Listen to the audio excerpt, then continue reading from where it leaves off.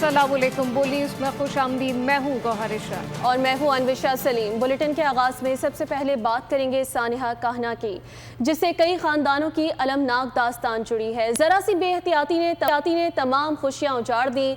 पहाड़ जैसे गम के साथ जिंदगी कैसे गुजरेगी। अफसोसनाक हादसे में अपने 3 जिगर गोशे खो देने वाली माँ की दुहाइयों ने दिल दहला दिए।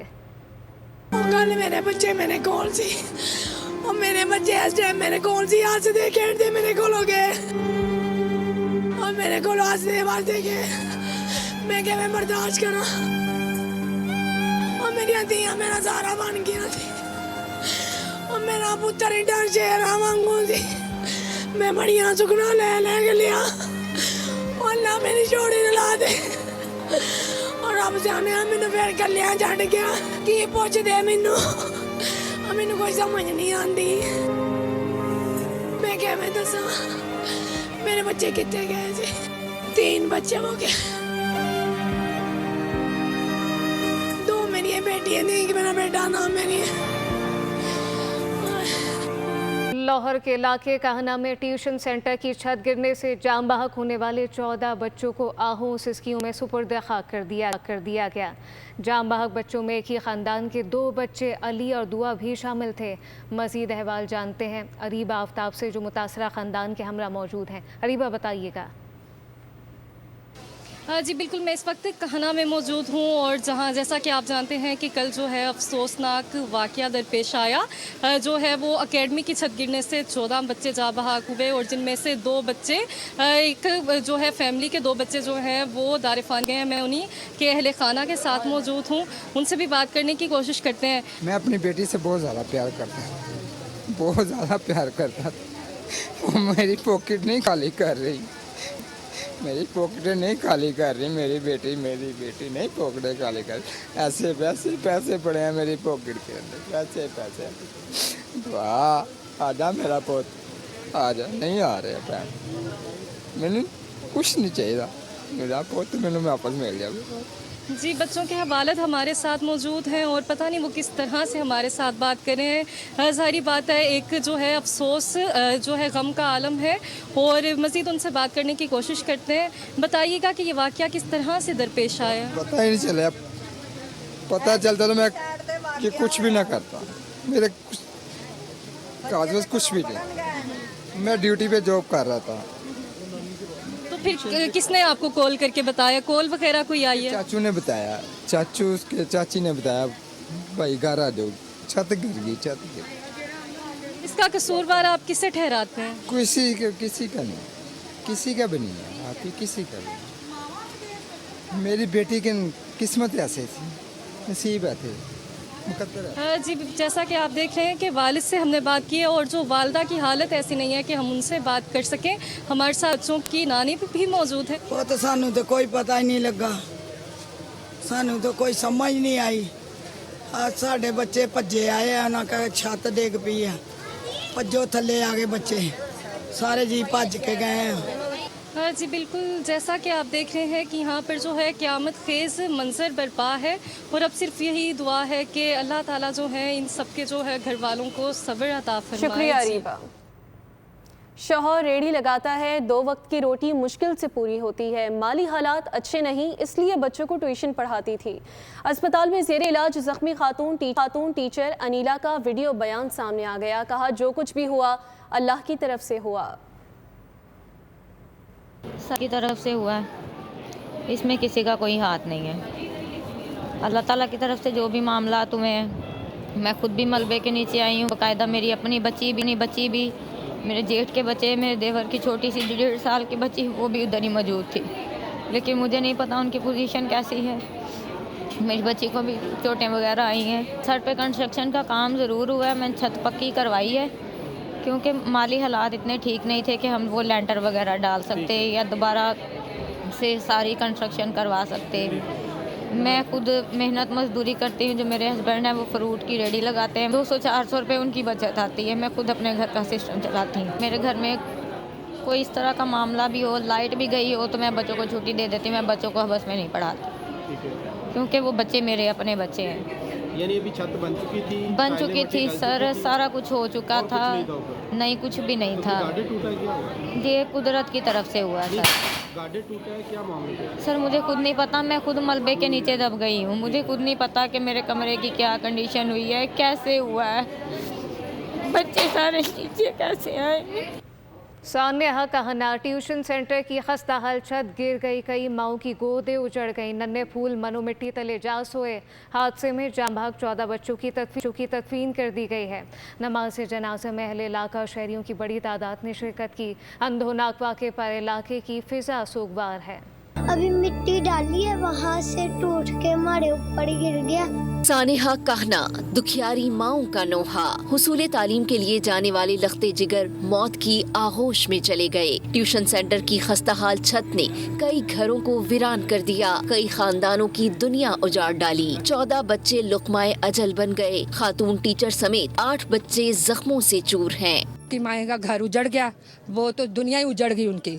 अब मैं खुद देख के आई हूँ, 3 बच्चे एक घर से गए हैं तो उनकी माँ तो होश में नहीं है। अंदोहनाक वाक़े में जख्मी होने वाली बच्ची ने खुद पर गुजरी आप बीती सुना दी। तो ये इनका ना अभी लेंटर अभी कच्चा है तो वो बनाने लगे, अभी मिट्टी डाली है, वहाँ से टूट के हमारे ऊपर गिर गया, तो हमें भी नहीं पता चला कैसे सारा गिर गया। 30-40 थे बच्चे और कोई छुट्टी पे थे। जाँ बहक बच्चों के अहले खाना गम से निढाल हैं। इंसाफ फराहमी का मुतालबा कर दिया। साजे जवान जमे पले थे ये तो पढ़ने पाया, माँ प्यो ने तलीम हासिल कर। ये हम तो काम पे थे तो 3-4 बजे तला बची तो छत गिर गई तो बच्चे नीचे आ गए। 14 बच्चों की नमाज जनाजा अदा कर दी गई। सिसकियों और आहों में सुपुर्दे खाक कर दिया गया।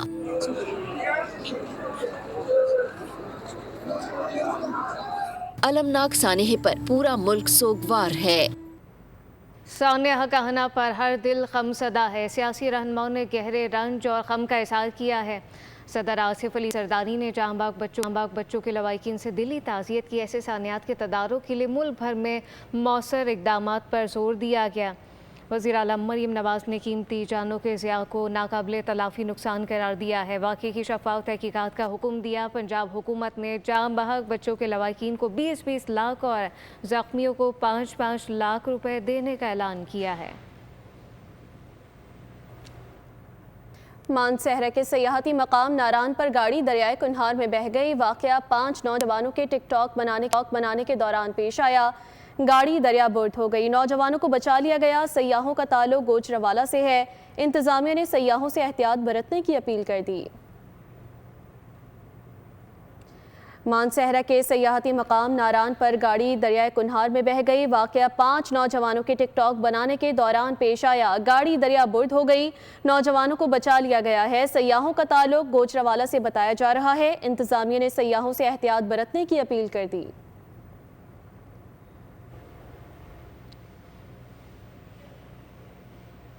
दीगर खबरें शामिल करेंगे। कराची के इलाके डालमिया रोड पर तजावुज़ात के खिलाफ ऑपरेशन। डालमिया रोड के तरफ फुटपाथ पर नालों सरकारी अराजी पर कायम गैर कानूनी तामीरात को मसमार किया जा रहा है। एंटी इंक्रोचमेंट अफसरान के मुताबिक रोड के तरफ गैर कानूनी ढाबों ठेलों शेड को हटा दिया गया है। फुटपाथ पर पैदल चलने वालों के लिए रास्ता बहाल किया जा रहा है।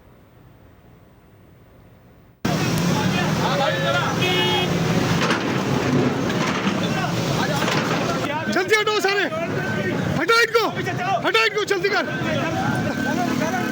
हटाओ इनको, पब्लिक को पीछे हटाओ। मार भाई मार तू।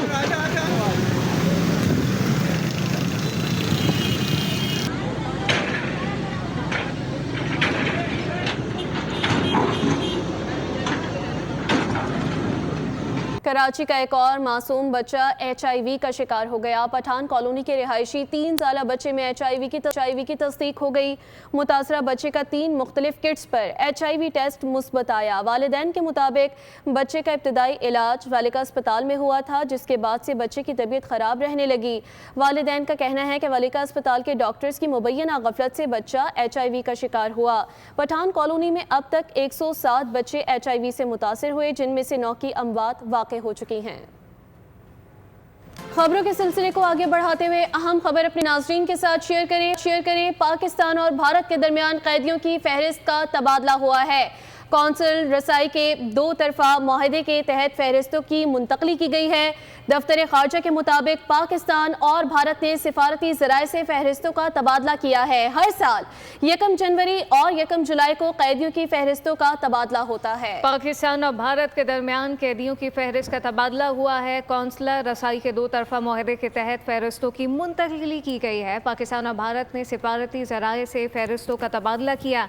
दफ्तर खारजा के मुताबिक हर साल 1 जनवरी और 1 जुलाई को कैदियों की फहरिस्तों का तबादला किया जाता है। पाकिस्तान और भारत के दरमियान कैदियों की फहरिस्त का तबादला हो चुका है, जबकि कौंसलर रसाई के 2 तरफा माहदों के तहत फहरिस्तों की मुंतकली की गई। पाकिस्तान और भारत ने सिफारती ज़राए से फहरिस्तों का तबादला किया है। दफ्तर खारजा के मुताबिक हर साल 1 जनवरी और 1 जुलाई को कैदियों की फहरिस्तों का तबादला होता है।